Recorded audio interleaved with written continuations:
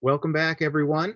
Thank you for joining us. Thank you for continuing to be a part of this conversation. I want to remind everyone that live captioning is available. You can press the button at the bottom of your screen, and that this session will be recorded for future viewing. We'll be sending out more information about that at the close of the symposium. We ask that all of the audience members please use the Q&A function to ask your questions, although we also want to remind you that we will not have time to answer all of your questions, but we are going to do our very best to address as many as possible. I want to thank one of our graduate students in the program of Museum Studies here at Syracuse University, Aisha Pierre, for her help in the background moderating this discussion. Also, in the interest of time, I want to remind you that we've decided to forego our full introductions of each panelist. If you want to find more information out about the panelists on this session and any other session, please visit the website or go to your program for more information. I'm very excited to introduce session 4, What Does Diversifying the Collection Mean to Artists? Moderated by the illustrious Carrie Mae Weems. Through image and text, film and performance, and her many convenings with individuals across a multitude of disciplines, Carrie Mae Weems has created a complex body of work that centers on her overarching commitment to helping us better understand our present moment by examining our collective past. Welcome, Carrie. You are muted, Carrie. I think I'm on. There we go. I'm here. So hello and welcome. It's great to see you, and thanks to the Everson. I think that now all of the panelists can turn on their cameras and their cameras. So thanks to the Everson, and thank you so much, Andrew, for inviting us here today. Of course, I've been thinking about the questions around diversity probably most of my life. It is not a new concern. It is not a new issue. It did not happen yesterday. It has been the way that I've lived my life, and it's been really at the core of my life and the core of my work. In 2006, I began standing in front of museums, and I went on to stand in front of museums around the world, in London, Paris, Berlin, Philadelphia, New York, Chicago, the centers of Western power.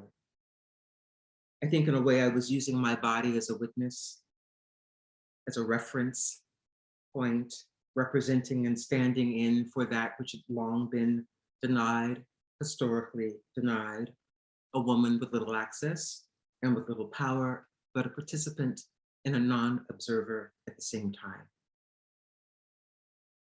In 2014, I became the first African-American.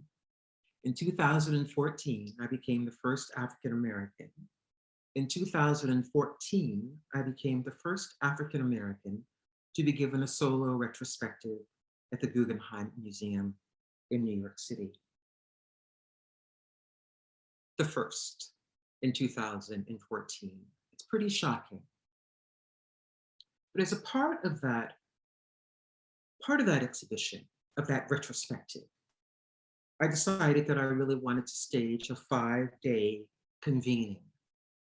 A gathering of tremendous artists, writers, public intellectuals, dancers, musicians, critics, museum directors, to really investigate and to interrogate what contemporary artists of diverse backgrounds were actually making and doing at that very moment, the kinds of questions that they were raising, the kind of thoughts that they were having. And I presented it really in the context of the museum at the Guggenheim, because I thought that the museum really needed to understand firsthand and in a full way the meaning of diversity.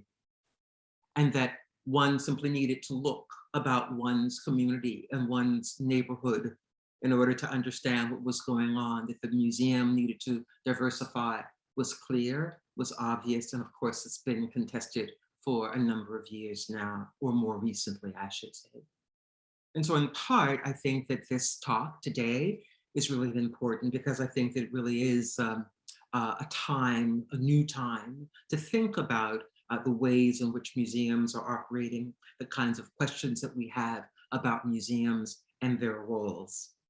And so with that, I simply want to introduce this extraordinary panel that we have with us today: Wendy Red Star, Meleko Mokgosi, Deborah Kass, and Amalia Mesa-Bains, tremendous artists. And we're going to hear from them basically in that order. We're going to start with Wendy, we'll go to Meleko, and then we'll go with Deborah, and Amalia will close the session. And of course, we'll come back with question and answer. And so now I'll turn you over to Wendy Red Star. Thank you, Carrie. And it's an honor to be here and an honor to be with everyone tuning in. I'll go ahead and show the first image. I specifically wanted to talk about a project that just recently got installed at the end of January at the Joslin Art Museum. It's titled the Indian Congress. And we can go to the next slide.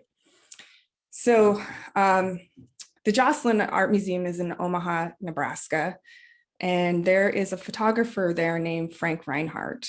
But besides that, there was an amazing gathering of over 500 Native people called the Indian Congress, which happened in correlation with the Trans-Mississippi and International Exposition.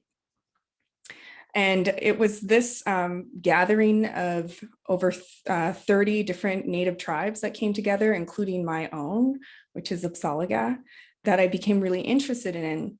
And part of that was because of Frank Reinhardt. We can go to the next image. This is Frank Reinhardt, and there's also a painting of Napoleon. I got a kick out of Frank Reinhardt dressing up as Napoleon for a masquerade. It kind of gives you a little bit of an idea of maybe a sense of humor that he had. I'm always interested in who's behind the camera photographing Indigenous people. What was exceptional about Frank Reinhardt was that he recorded most of the names of the individual sitters and most of the and the tribal affiliations. So I want to talk a little bit about the Trans-Mississippi Exposition that happened in 1898. So here is an image of what that exposition looked like and a map. And then as part of this exposition, there was an Indian encampment. And Frank photographed all of the Native people there. We can go to the next image. Here is some of the prints. We can go ahead and advance. So I became really interested in these images. They're striking, they're beautiful. There's profiles, there's full-length portraits, and then there's some field photography too. And I had access to this collection in the next slide through the, this is my community. We can keep going past this one. Through the Omaha Public Library, they have a large collection of Frank Reinhardt's photos of the Indian Congress. And I became very interested in seeing all of these images. And when I was offered the opportunity to have a solo exhibition there, that's what I wanted to focus on. I wanted to have that experience of bring together the Indian Congress and the magnitude of the Indian Congress by utilizing Frank's images. So go ahead and go to the next slide. Go ahead and advance. And so this is, investigating some of the ways in which the booths were utilized to display sort of the different ingenuities at the time became very interesting to me. We can go to the next. Specifically, these fruit stands that show the produce. And really, Omaha was trying to say like how they were advancing in technology, and the Native people sort of represented sort of the death of the old ways. And I wanted to bring those two ideas together. So let's go ahead and go to the next one. So using those sort of fruit stand displays, I cut out every single image I could find of the Indian Congress and reunited these over 35 different Native nations. We can go ahead and go to the next. So another kind of amazing thing that happened was Frank actually went to my reservation a year later and photographed about 2 miles away from where I grew up. So this is a photo of Frank's on the left and a photo of my dad pointing to the very area that Frank photographed. We can go to the next. And go ahead and go to the next. And go ahead and go to the next. And so this is my daughter, exactly where I grew up. And the photo on the right is of a man named Bird All Over the Ground. And so I wanted to combine sort of these two lines through Frank's photography that connected me to Omaha. And we'll go ahead and play the last video here to close out.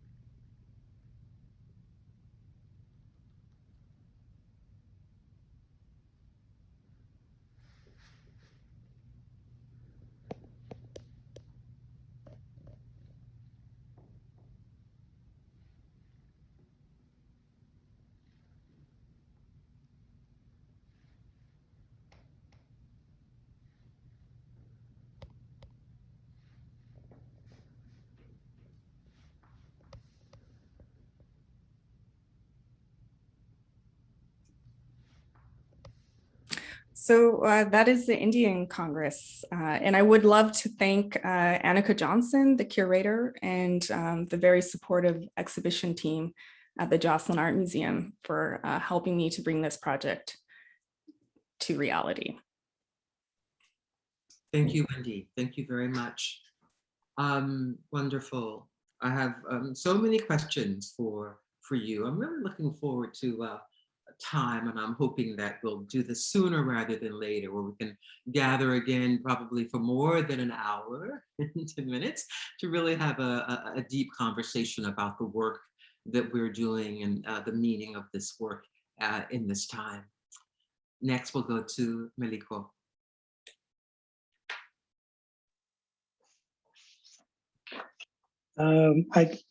Thank you, Carrie. And I wanted to second Wendy's,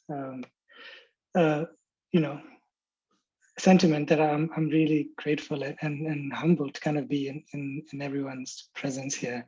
So I'll read a bit. Is my slide going?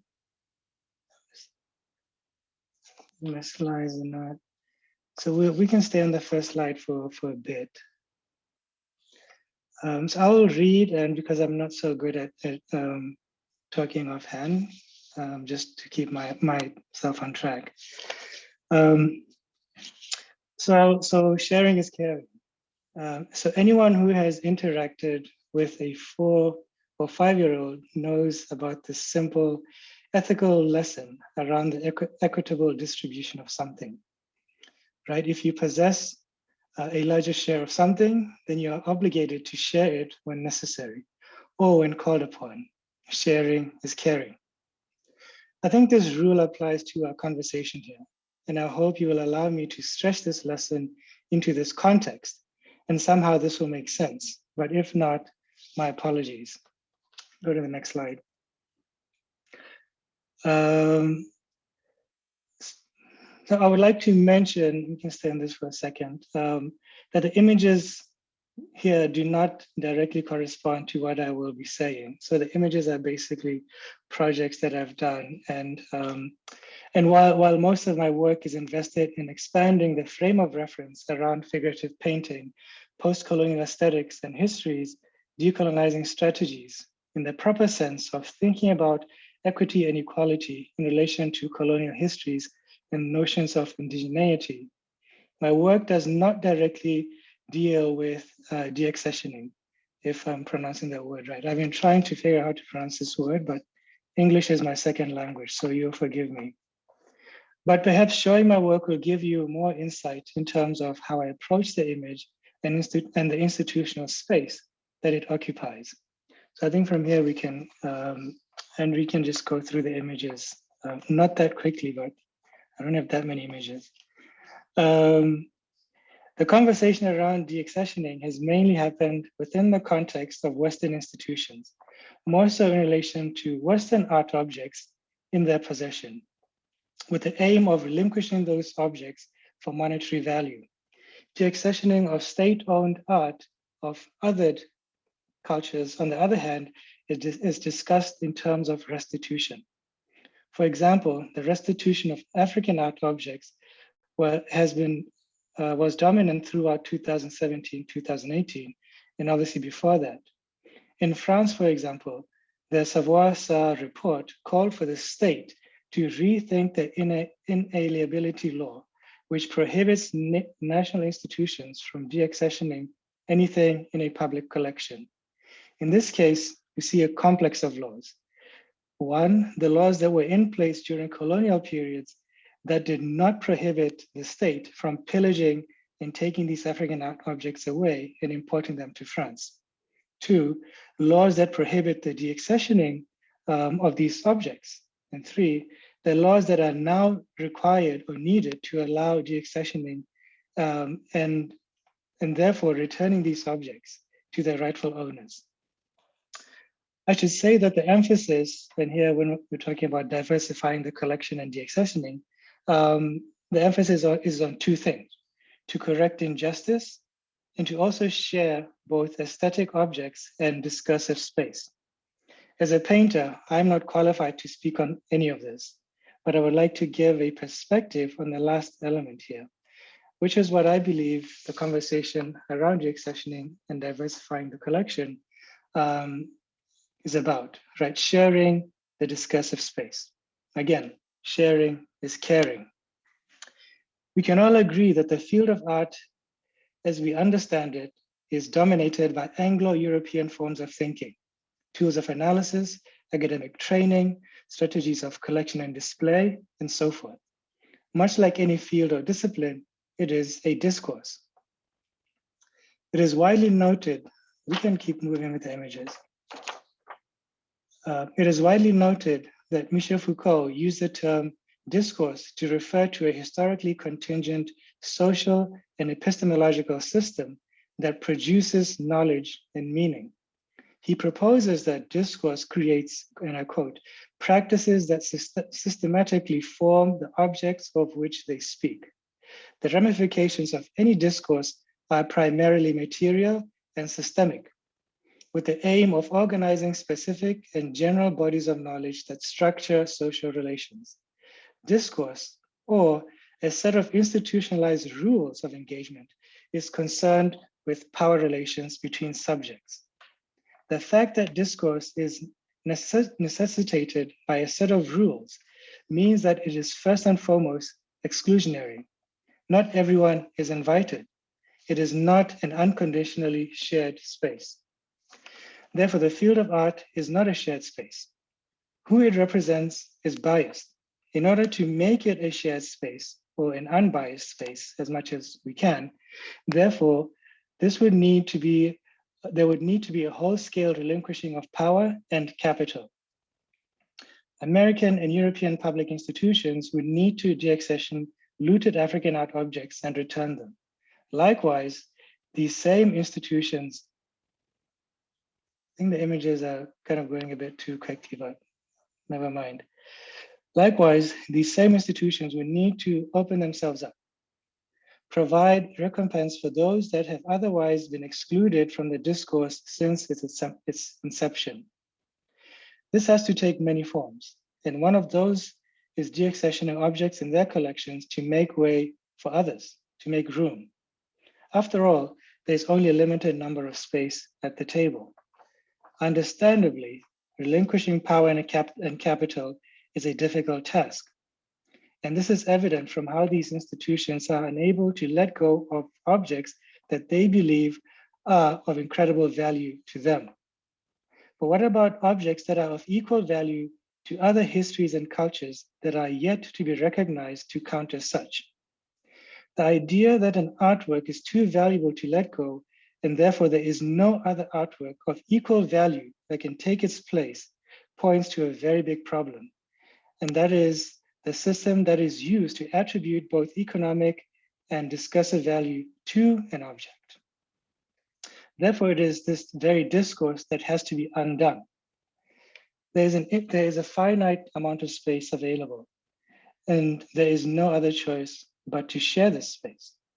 To refuse to do so, to share this discursive space, clearly communicates that these are institutions that are not concerned with caring for others, but only have in their interest reproducing systems of inequity and valuing discourse that only benefits them. So that's pretty much, I can't talk about my work because then would be for a very long time, but those are kind of some of my thoughts around that. So I'll end it there. Meleko, thank you very much. And I'm not sure exactly what's going on with the slides. I don't know why presenting them in an orderly fashion is not happening. We are, after all, visual people. We should be able to run a slideshow. So get it together on somebody's end. I think that this is really important. And I'm sure that Meleko spent some time putting together his presentation and would like to have his work seen properly. And the same would be true for Deborah and for Amalia. Thank you for raising this critical issue, because I think that I've been thinking about deaccessioning very much in the same way. What are the questions and the problems that circulate around it in a deeper way than simply around diversifying the collection, what diversity means to me, right? I mean, that's a little simple. This is a much more sort of complex reading. And as far as I know, our great friend, Okui and Wurzer, really believe that essentially that the contemporary museum is really not functioning, that the contemporary museum, you know, the way in which it's been constructed or based on the pillars of its construction really actually needs to be dismantled. And for that reason, he decided that all of his work would actually not be in the center of the West, but would be actually moved to Asia, which is where actually all of his work will be seen in the future. So I hope to get back to this conversation more. I think it's really important that you've brought it up. And I think that I want to open that up, this question, to the larger group. And now we're going to go to Deborah Kass, and I'm assuming that we're all already on the technical side. Deborah Kass.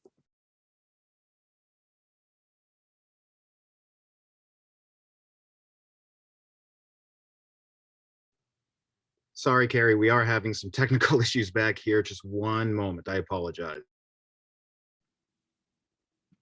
Can you hear me now? Okay, are we good? Yeah. I think we're ready, Deb. Okay, good. Thanks, Carrie, again, for inviting me to be part of this important symposium and to specifically address diversifying the museum on this distinguished panel. I'm going to do a little historical stuff. I'm a little kid on a trip to the Metropolitan Museum of Art, driving in from the suburbs with my father. As always, we visit the armor, the Egyptian rooms, and wander around upstairs to look at the paintings. For the first time, I'm stopped in my tracks by a painting. It's an image of a woman. Slide. Is it up? You guys see a slide? Just hold on, Deb, let them get it together. Don't be rushed. Okay, I got to find my text though. Okay, hold on. You guys, my text has disappeared. Can I get out of full screen? Just go to escape, Deborah. Yeah, no, I'm hitting, there we go. Okay. I'm reclaiming 30 seconds, Carrie. Only kidding. Okay, all right, so we're going around the museum. For the first time, I'm stopped in my tracks by a painting. It's an image of a woman. She looks completely different than the other ladies hanging on the walls. She looks like a real person, like people I know, like the Jewish immigrant grandmas of my world, heavy set, solid, and like both of my grandmas, this lady has gravitas. I'm having, as Michael Brinson labeled it, my first experience of aesthetic emotion, based on something he had not considered, identification. For the first time in a museum, I'm seeing someone who looks like people I know, and I am mesmerized. Okay, good. Fast forward. I'm an ambitious teenage artist. I babysit to pay for lessons at the Art Students League in New York City, where I draw from life on Saturday mornings. Since I intend to become a modern artist, I haunt the Museum of Modern Art in the afternoons, looking for information about this weird ambition. What is an artist? How do I become one? I spend countless afternoons prowling the galleries, wondering what these modern paintings mean. And to figure out, I voraciously read books from the bookstore that I don't understand. I like the Rothkos and de Koonings, but the first artist I might actually get is Oldenburg because he's funny. So I read about pop art, Rauschenberg, Johns, and Warhol. I fall deeply in love with all of them, since they're talking about something I recognize, if not understand, the real world. Despite my reading and thinking and looking around MoMA, the temple of my aspiration, my reflection is nowhere to be found. I couldn't help but wonder, what does this art have to do with me? Little did I know when I was 15 in 1967 that this would be the subject of my adult work, and also the work of artists, intellectuals, historians, and academics across fields and disciplines for the next 45 years, creating a context for my thinking and the structural political shift that brings us right to the dilemma facing museums, politics, and all cultural enterprises now, the reckoning. When I moved to New York City in my early 20s and the mid 70s, second wave feminism was in full force. Bella Abzug, Gloria Steinem, Barbara Jordan, Shirley Chisholm, Flo Kennedy, and Ms. Magazine held center stage. Women had enormous political power for the first time, and with it came cultural power. It was an inflection point not unlike the one right now, with some similarities, including the promise of equality and justice. Linda Nochlin wrote Why Are There No Great Women Artists in 1971 and destroyed the traditional androcentric frame of history. In 76, she and Anne Sutherland Harris organized women artists 1550 to 1950 at LACMA. Then it traveled to the Brooklyn Museum to the delight and edification of women artists everywhere. In Soho, the new art district, women painters were showing in the newly opened galleries. Elizabeth Murray, Mary Hallman, Faith Ringgold, Joan Snyder, Howardina Pindell, Pat Steer. I was in my early 20s, waitressing and living my dream exactly where I wanted to be, downtown at the intersection of New York school painting and feminism. Surrounded by the work of female giants and their disruptive interventions into abstraction and history, for the first time I found my female influences. For an ambitious 20-something woman painter, the future looked very bright indeed. In 1980, everything changed with Ronald Reagan, starting with the tax structure. The rich got really, really rich very fast when tax burdens shifted from the rich to the middle class. Suddenly, new money flooded the art world, which changed forever, becoming the unregulated art market of today. White men made the money, of course, and museums followed the money. Around this time, major museum leadership also shifted to a younger generation, mine, all white, 99% male. The 80s brought wave after wave of young male art stars, besides Basquiat, all white. They made paintings of their ambition, adolescence, and ennui. The young museum curators and directors could not get enough of male whiteness, or white maleness, if you will. Their mid-career retrospectives were quickly organized. This pleased museum trustees, masters of the universe, who invested in the young art stars who drove the same cars, smoked the same cigars, lived in the same zip codes, in whom they saw their own hipper reflections. Just as women were getting started, power shifted decisively to white men. The backlash was profoundly shocking. Its embrace, a confounding betrayal. Systemic racism and sexism were back with a vengeance in my own 60s supposedly progressive generation. The Guerrilla Girls started broadcasting our collective rage and fury in 1985. In a parallel universe, at the market margins, conceptual feminist photography and performance, theory and appropriation took aim at this astonishingly retrogressive narrative. Now looking back at the 80s, we see it was not those guys who made history, but Cindy Sherman, Adrian Piper, Barbara Kruger, our very own Carrie Mae Weems, and Sherry Levine, who became my first serious influences, my second serious influences. Along with these artists throughout the 80s, the supercharged beginnings of feminist literary criticism, critical race theory, postmodernism, multiculturalism, post-colonial queer theory, and more were creating radically disruptive narratives at an astonishing pace. I couldn't read fast enough. This, I understood, was the work of representation. It was positively thrilling. The canon of white male authority, the primacy of white male subjectivity in master narratives was being challenged everywhere across the intellectual landscape, except in painting. So I asked myself, how are power and value, slide please. How are power and value, whoops, I lost me again. Okay, hold on, escape.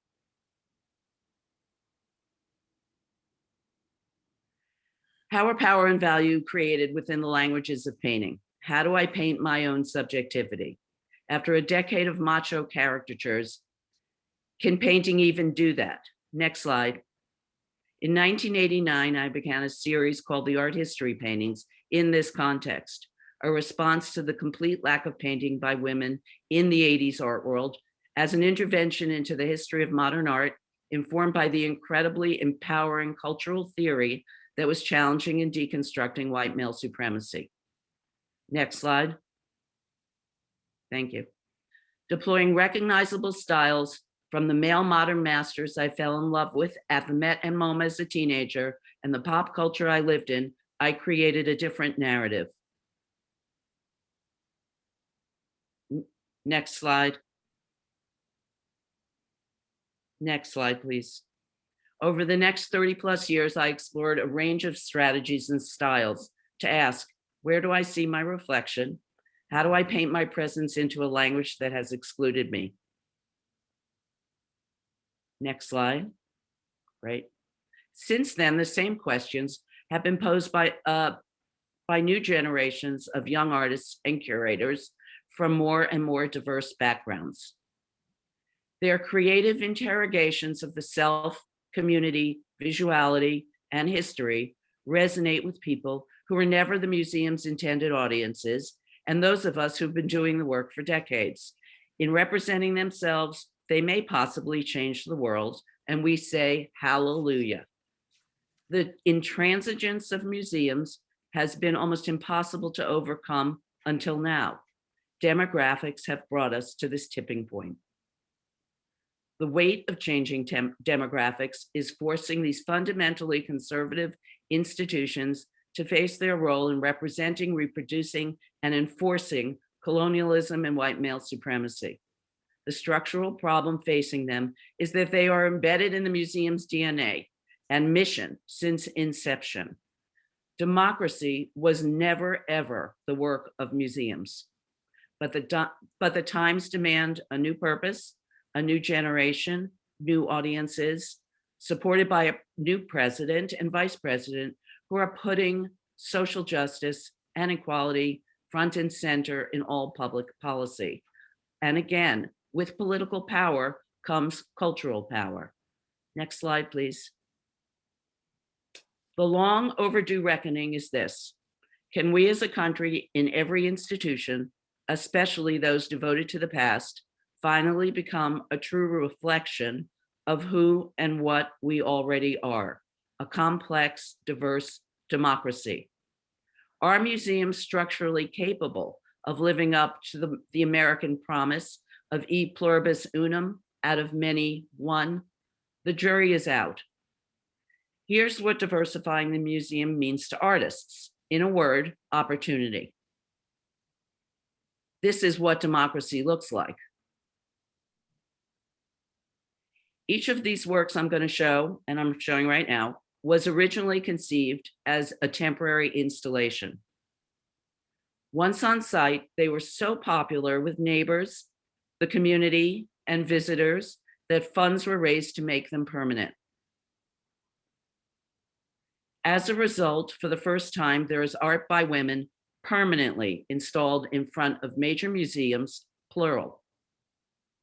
This is what you get when institutions open up opportunity to all. You get new narratives and new art. You get female excellence in front of major museums. You get success. And it simply never, ever, ever could have happened till right now.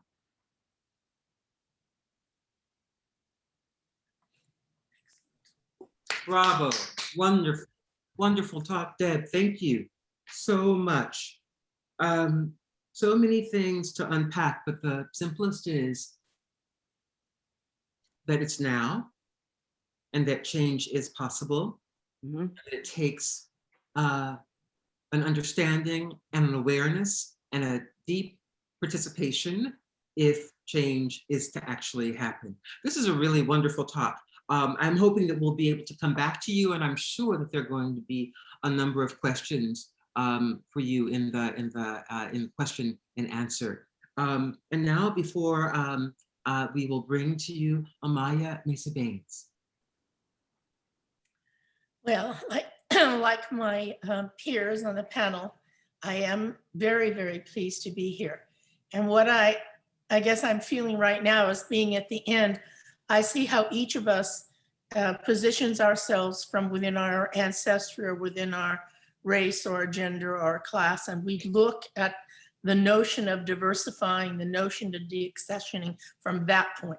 So I want to talk a little bit about how my position began and where I am now. And I think that some of the images that I'm going to show pertain very directly to the structures of the museum. So let's have the first image. For over 45 years, I have worked within the context of the sacred, of cultural history and women's work. Because I rose from a community moment of justice and struggle called the Chicano movement, I actually almost didn't have the choice. My role was called for, which was to help build the community centers. And so my work in regard to altars as an altarista meant that I was sort of the caretaker of the dead, of memory and of the past. So as I began to cross over out of community institutions into large-scale museums, I ran into a kind of wall.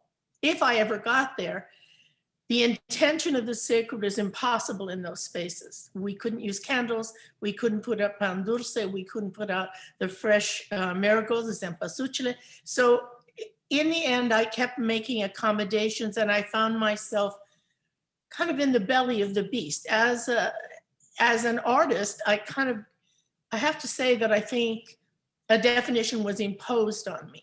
And that's because installation art, which came up in the 80s, and I've been working since the early 70s, was really placed on me. And it began to be described as an installation artist, which I think was just a term to qualify what I was doing because it was so foreign to them and didn't quite make sense to the larger art field. So as I moved through these processes, I began to work toward the illumination and inquiry of false histories, because as a Chicana, as a Mexican descended person, I had always lived my life. My parents were undocumented. I lived my life as a person on the edge of something, never quite belonging in either place. I wasn't born in Mexico, so I wasn't Mexican. I was born in the United States, but my parents were not citizens. So I had a kind of interstice space where I lived. And when the Chicana movement came along, I found my peers. So I began to inquire into the history of our people. And one of the first things I had to do was, it's similar to the story actually of Deborah when she encounters the image of the woman in the museum. For me, it was, I needed to have an intellectual role model. And at the time I was going through a PhD program, it was literally 1 in a million. One Mexican to get to a PhD would have to pass through, a million would drop away. You'd be the last. That was many years ago. But I began to look into the life of Sor Juana Inés de la Cruz, who was the first feminist in the New World and a scholar, a nun, and a musicologist. And she wrote sonnets also in Nahuatl, and she drew upon the lives of Black slaves. So she becomes one of my very early inspirations, and this is her library. Next. So I began to use the notion of inquiry as a process of investigating how our histories get reframed and, I would say, malformed over time.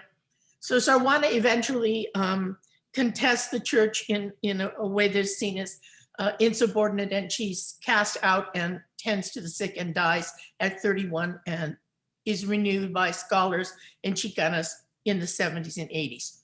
This is her desk, and it's my recreation of her desk. Next.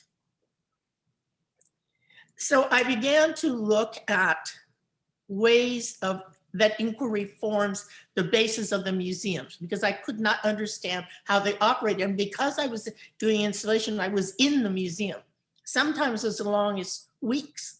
In residencies, it might be a month or two. So I met everybody from the guard to the president of the board, and I watched how it worked. And similar to my peers, Fred Wilson, Guillermo Gomez Peña, Pepón Osorio, it became part of the way in which I worked. Next. And so I began to look at libraries, laboratories, cabinets of curiosity, Wunderkammers, and World's Fairs, because all of those embedded in colonialism, embedded in scientific racism, projected our images into the world in a way we couldn't even recognize. This piece is from a very important and epic show called The Road to Aslan. And Aslan was, by Chicano standards, a sort of space of origin. It was really the northern part of Mexico, and it had to do with a moment of recognition. And so the road to Aslan, we thought that Aslan was mythical, but what we discovered is that LACMA had Virginia Fields and Victor Zamudio Taylor do enough research to find out that in fact such a place did exist. Northern Mexico, southwestern United States, involving all kinds of tribes exchanging sacred objects through that space. So I recreated a piece of my idea of an Aslan. And in the cabinet on the floor of it are the images in glass of what the Spanish would have found at Tenochtitlan. the Chinampas, which were the floating islands where they grew food. All of it is there, the volcanoes. Next. And so I began engaging the idea of museums, really beginning from the halls of man, and prior to that, even the cabinets, curiosities, and wunderkammers. And I started to ask myself next, how in fact these things came about. And in that process, I also looked for ways to manifest traditions of healing. And that came from a series of health challenges that I had that I needed to deal with. That image in the light box is my grandmother, Mariana. So you can see from the image that my grandmother was, as all Mexicans, mixed race. So she was part Black, part Indian, and very little Spanish. And so that has been a core part of my family history for many, many years. And this piece, which was in the Neo Kudu show, it is the piece that has to do with curanderismo, or the healing practices. So I think one of the things that I see as the challenge, that not even deaccessioning, just knowledge, is that curators of color are not present. Curators that are feminists are not enough present.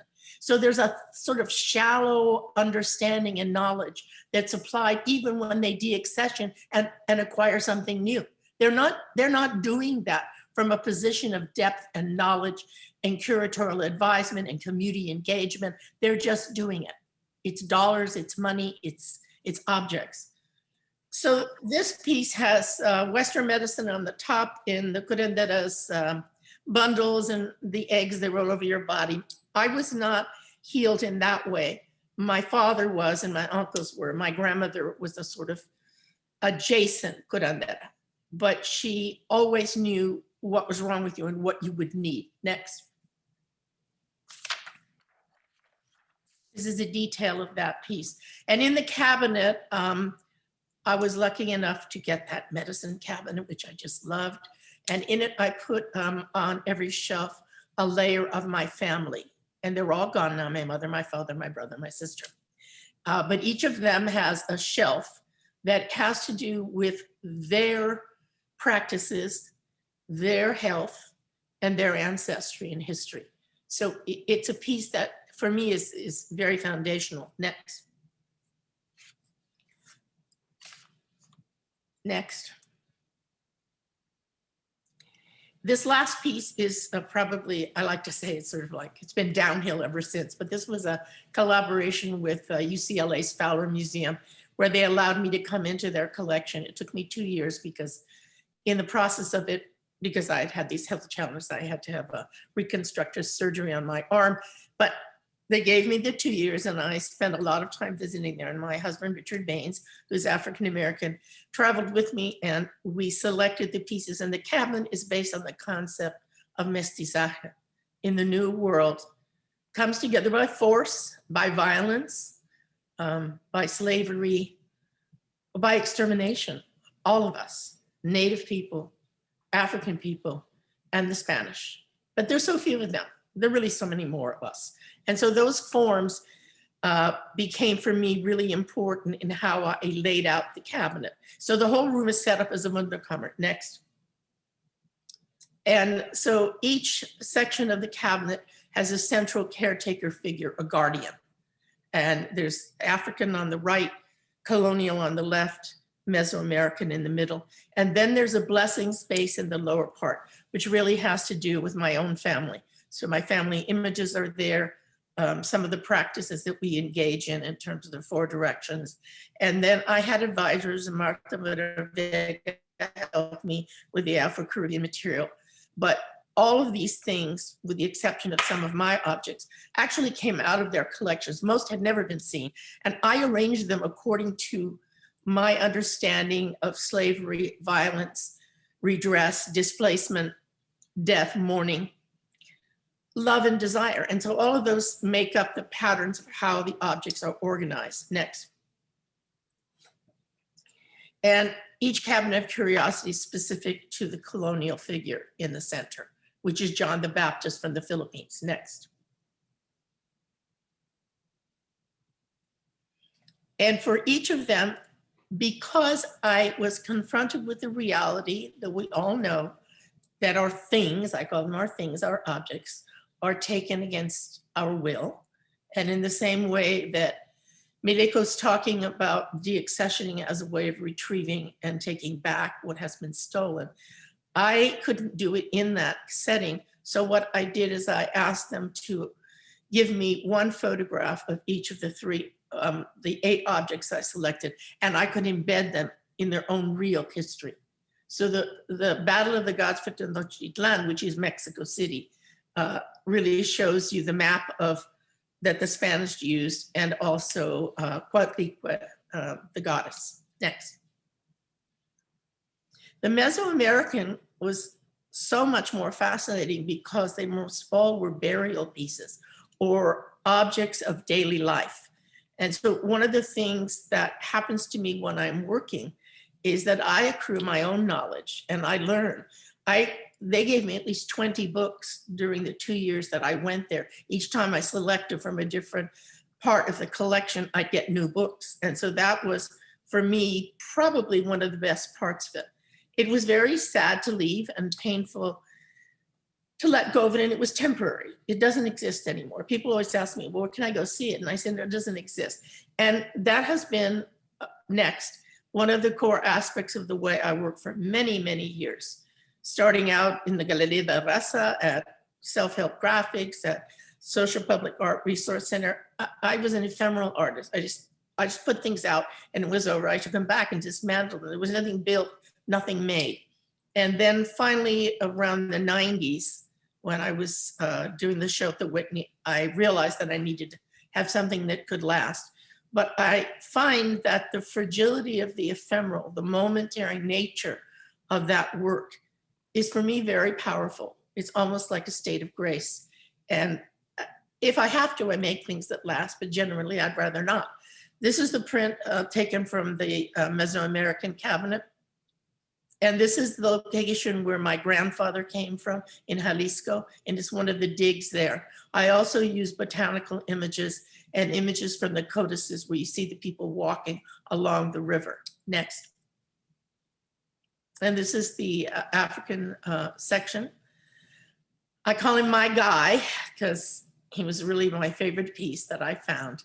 I found an earlier one and it fell off the trolley and cracked its head, and everyone went crazy because they have, you know, embedded packs of magical things in them.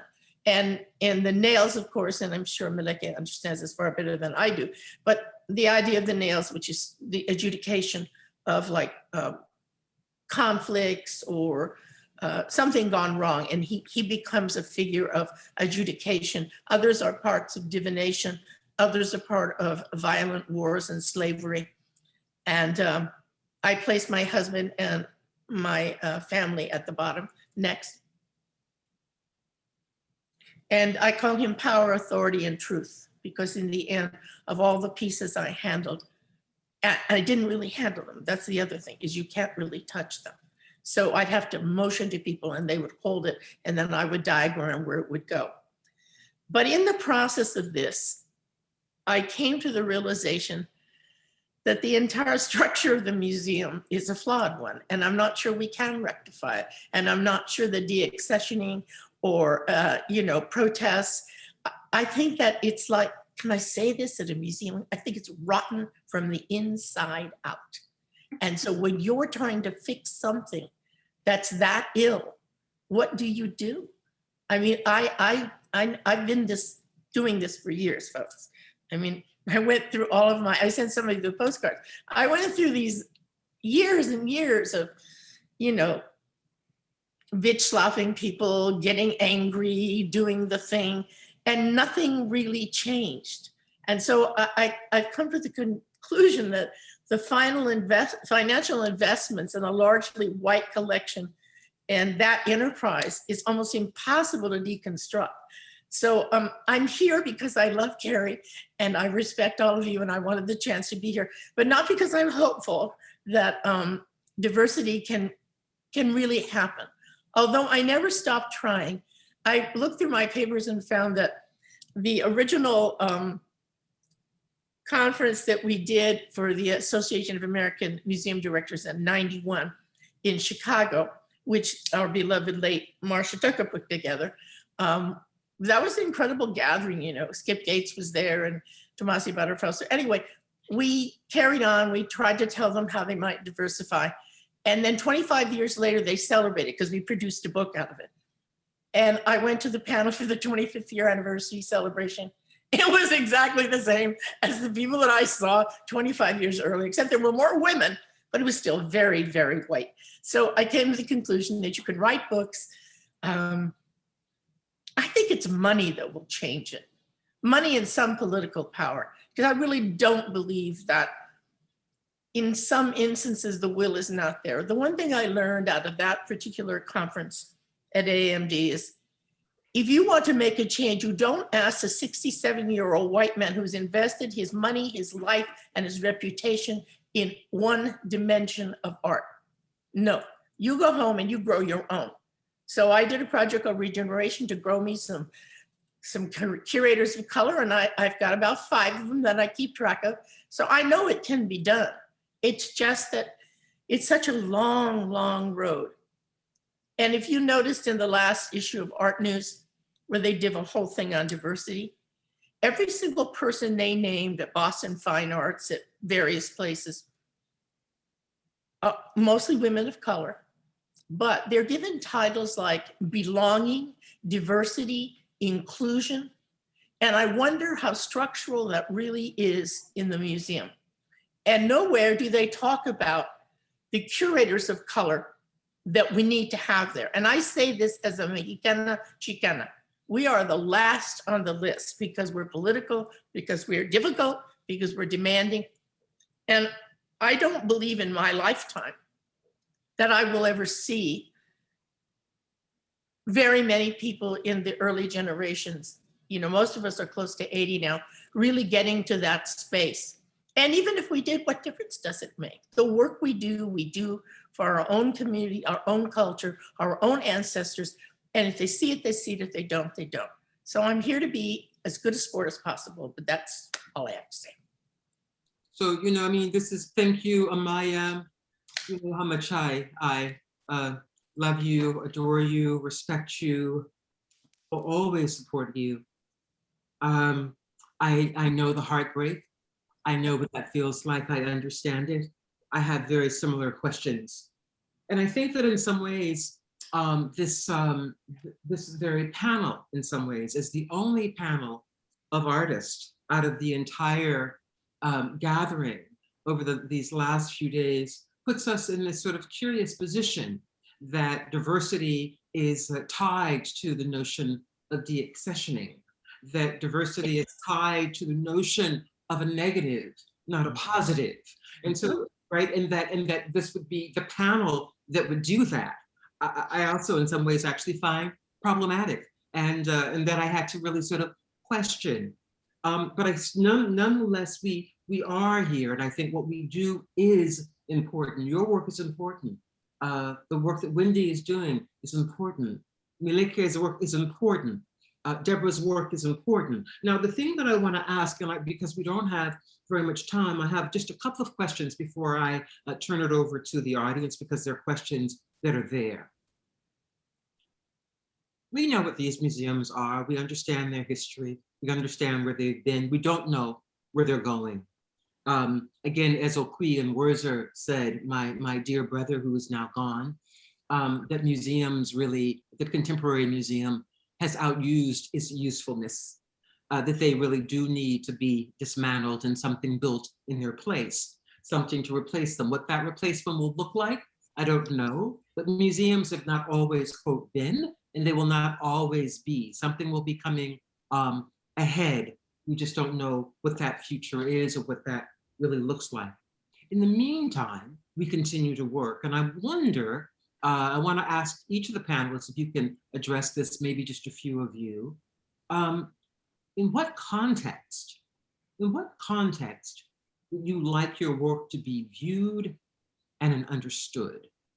In what context, right? Within the context of the museum, how do you, Amaya and Wendy and Meleko, how do you, Meleko, excuse me, want to see your work actually positioned and in what context?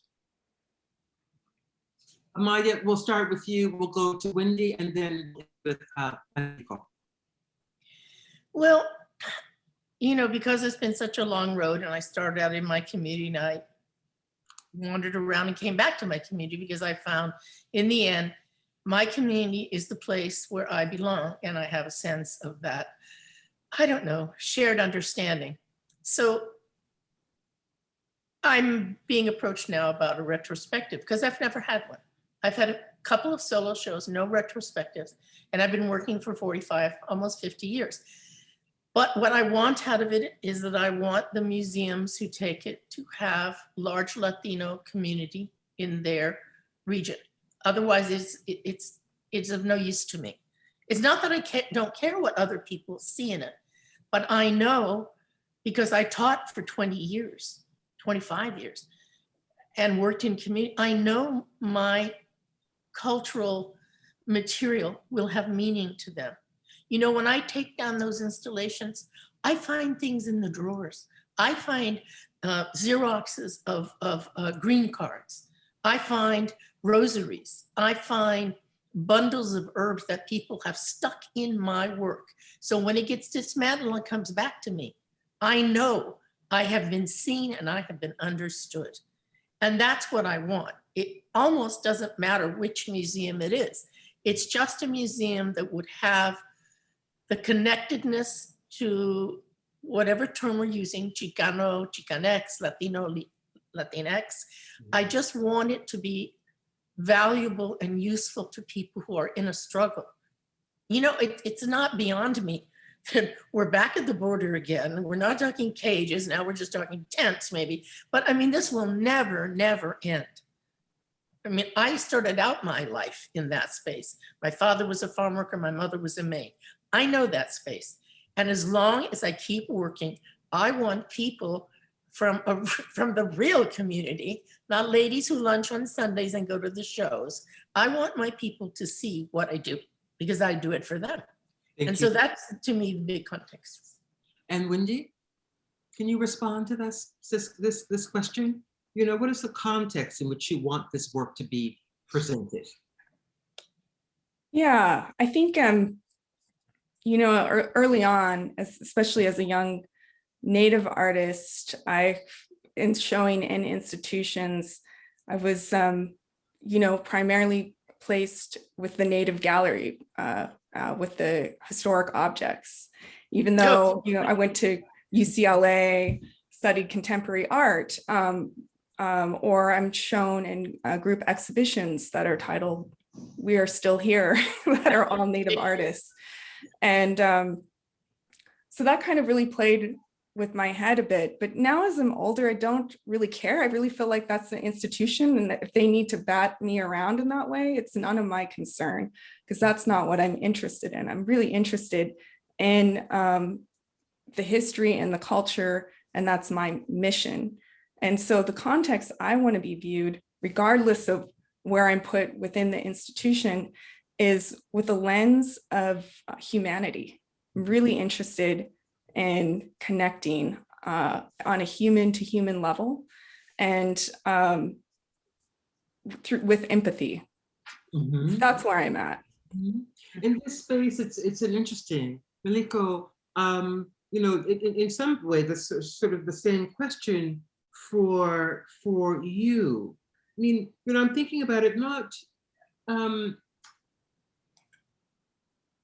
like, who are also some of the artists that you actually want to be in dialogue with in the presentation of your work? I mean, for instance, in this conference, we are actually very much simpatico. We are in dialogue. Our work is very much in dialogue with one another. The way in which we work, the sort of historical investigations that we are involved in.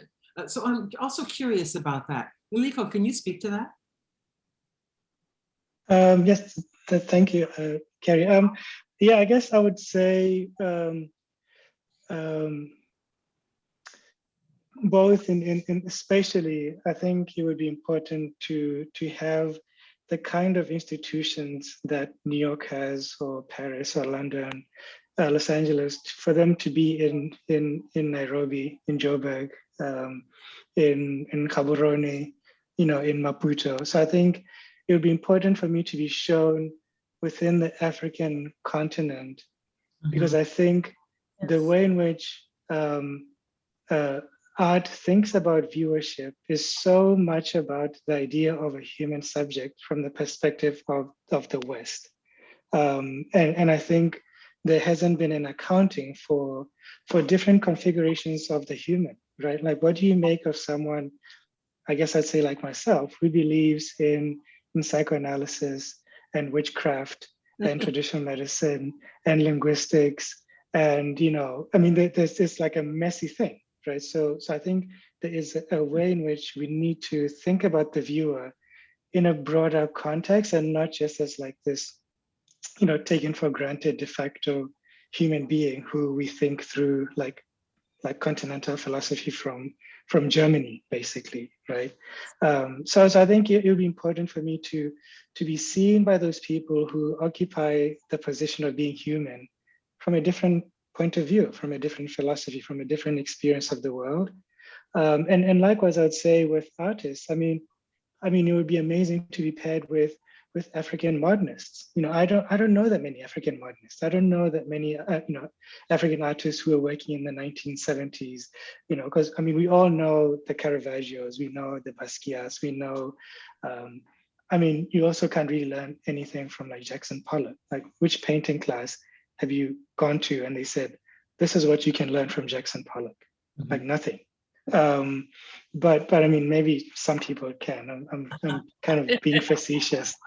But yeah, I mean, I think so. I think even like modernists from Australia, modernists from Argentina, modernists from these different places who are thinking about aesthetics in totally different ways.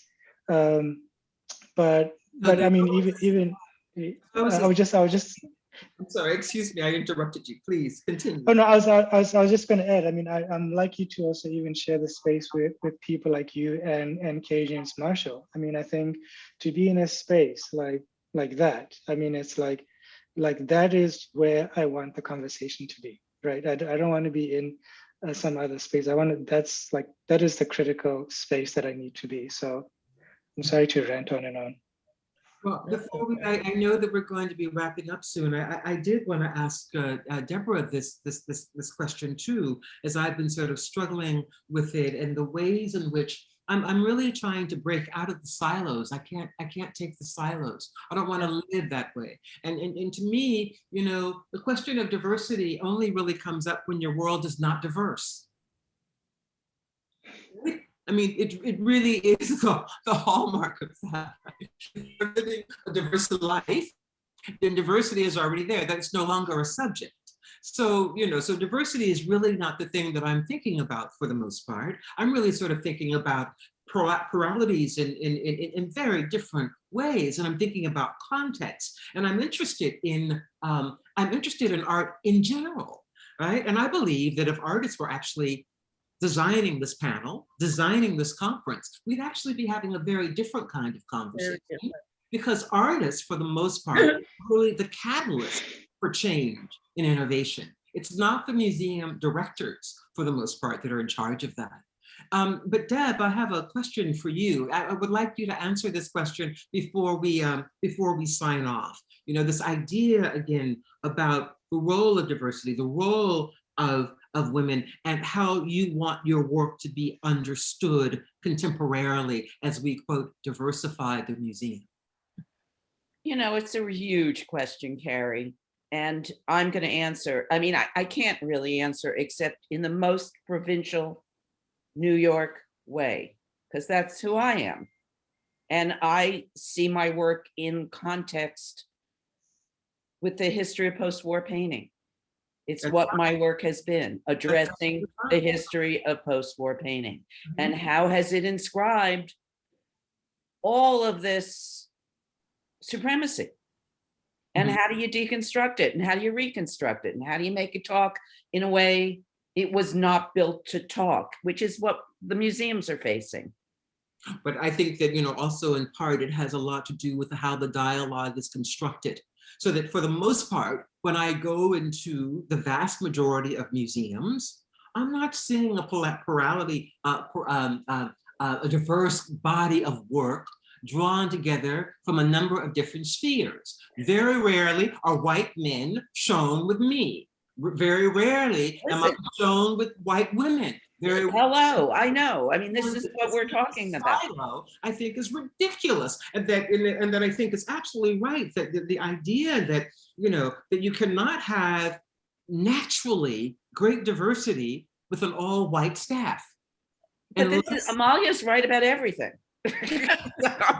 I mean, and of course, right here is the place where Amalia, bless you, said, guess what? These institutions are probably not going to work. I mean, thank you for saying it, because they're so recalcitrant and this is so overdue.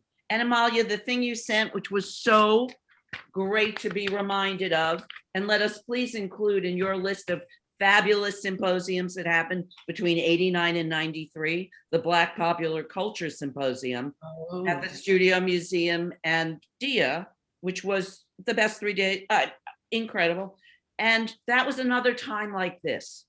Yes. And we've lived with 30 years where nothing changed. Show the Right Thing at NYU. That's when I met Belle. That's how the book came about, because we sat next to each other on a panel. And it was all about bell hooks. In 1990 or 91, I organized a panel for the Drawing Center that Belle was supposed to be on, but bailed at the last minute, called Representation and Value. What role will the languages of feminism play in the artwork of the 90s? Okay. And it was Judith Wilson and Michelle Wallace. Belle didn't show, but that's fine. Barbara Blooming, Marcia Tucker, God bless her. I'm so glad you said her name. She's one of the things I had to edit out in my harsh editing mode. Marcia, Roberta Smith, Laura Cottingham, Catherine Lord, 1991. And so we don't have enough time. We are wrapping up this panel. It's ending right now. It's unfortunate because there's so much to say. You have 4 extraordinary people that have thought long and hard about the work that they're doing. I'm hoping that our audience has really enjoyed it. I hope that you've learned something. I hope that you are living diverse lives, and that if you're not, then you plan to, because I think that it's the natural order of things. At least I like to think so. And I'll turn it back over now to Andrew. Thank you so much, Carrie. Thank you for all the panelists. We don't have time for housekeeping, but we will see you in the next session.